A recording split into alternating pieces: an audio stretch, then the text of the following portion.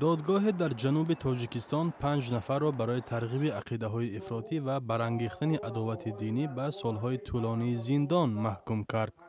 محاکمه گروهی 8 نفری روز 28 اکتبر در دادگاه ولایت ختلان صورت گرفت.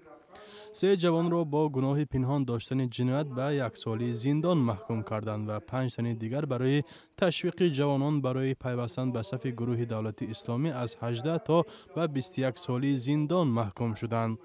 همه این افراد ساکنان ناحیه قبادیان هستند و 3 نفرشان عضو یک خانواده و خویشانی هستند که چند تن از نزدیکانشان با فرزندانشان به سوریه رفتند. مقصد داشت که به دولت سوریه رفته آنجا بر ضد شیعه مذهبان جهاد کرده شهید می شود. در این باره با همدهگانش سفر خیرالله مصلحت کرده یک جایه با واسطه سامانه اینترنتی از نکلاستی چند مرتبه با سامانه اینترنتی محمدپور و فرید در آمده سوره‌های آیت قرآن و ویدیو رولیک ها را تماشا کرده به خود مقصد گذاشت که به دولت سوریه رفته جهاد میکند.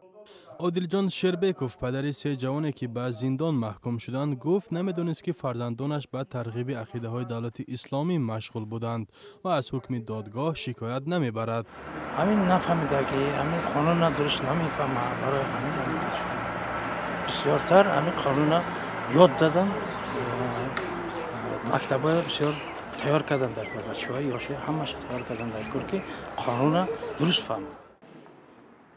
مقامات تاجیکستان میگویند تاکنون بیشتر از 1000 شهروند کشور به سوریه و عراق رفته به صف گروه‌های تندرو و تروریستی به مثل دولت اسلامی پیوستند.